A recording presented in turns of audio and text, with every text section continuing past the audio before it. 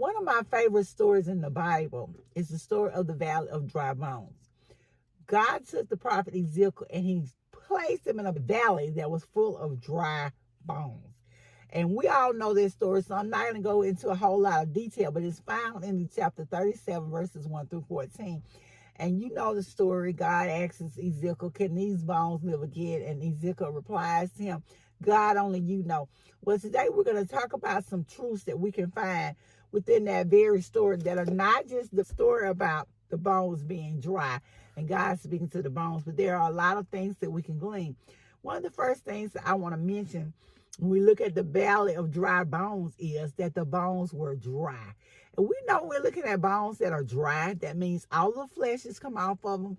And not just is all the flesh gone. You know, the life is gone out of whatever the animal was or the creature. The flesh has been removed. And not just removed, but it has gone down to the point that it is nothing but bones. And not just regular bones, but dry bones. These bones have been out for a while. That means whatever has caused them to die has caused them to die and dry out. They've been dead for a long time. So the first thing I want us to look at is that how these dry bones relate to us as people, as a group of Christians. What does it mean when our bones are dry? What does that mean? It says to us that even as Christians in our walk, at some point we have lost our savor. We have lost our life. We have allowed the things of the world to come in and to kill out our joy. They have came in and killed out our faith. They've came in and killed out all of the life and the spirit that was within us when we first started our walk with Jesus, when we first found our Lord and Savior. We have allowed life to dry us out. We've allowed life to suck all of the flesh off of our bones, and we are left with a dryness, a lack of moisture. We are left with an emptiness, and we're sitting here without life. And some of us, as Christians, some of us in our walk have not even realized that our bones are dry. We have not realized that we have lost that joy. We have lost our sense of purpose. We've lost our reason for being who we are in Christ. I can remember when I first got saved. I don't know about you, but I was so excited. Everything was so exciting. You couldn't wait to get to church. You couldn't wait to get to Sunday school. You couldn't wait to get the Bible study. You couldn't wait to get to prayer meeting. You couldn't wait to call your fellow Christians on the phone and talk about Jesus or talk about church. And you were so excited about your pastor. But that's when you first started. But after you've been saved a while, you have allowed the cares of the world, the things that were going on, to come in and suck the life out of you. Or maybe life just kept lifing. So you had some disappointments. You had some people betray you. You found out some of your Christian leaders were not who or what you thought they were or what they should have been. And you lost some of your joy. You've allowed the happiness that God gave you to be sucked out. As the story goes, God asks Ezekiel, can these bones live again? He said, only you know, Lord. And he tells him to prophesy to these bones. And as he's prophesying, the life begins to come back into them. For us as Christians, we have to allow life to come back into these dry bones of ours. Our dry praise, our dry worship.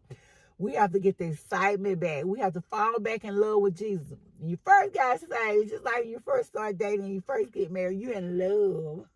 You're so in love. You're so in joy.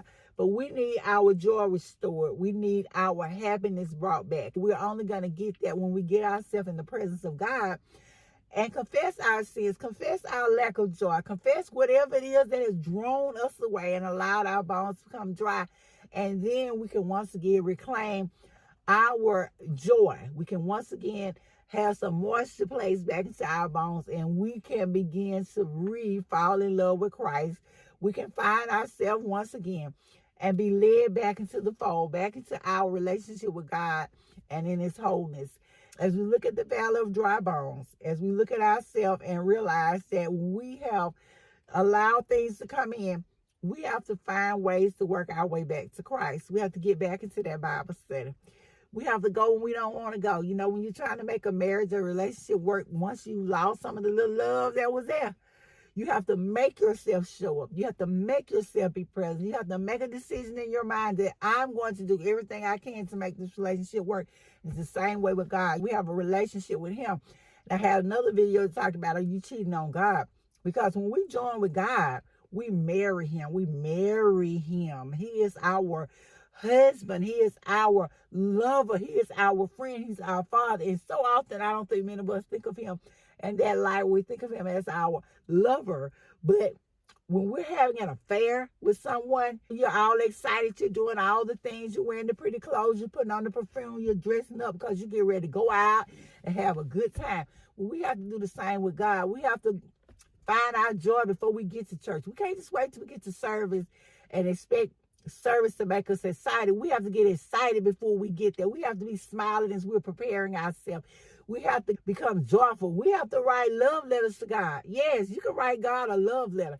That's what the Psalms are. They are love letters to God, and most of them are written by David, talking about how much he loves him and all of these things. We have to write God some love letters. If you got to sit there and start back writing love letters to God, if you can't write them, you can just begin to praise him, thank him for all he's done, and watch how your mindset, watch how your feelings change and shift.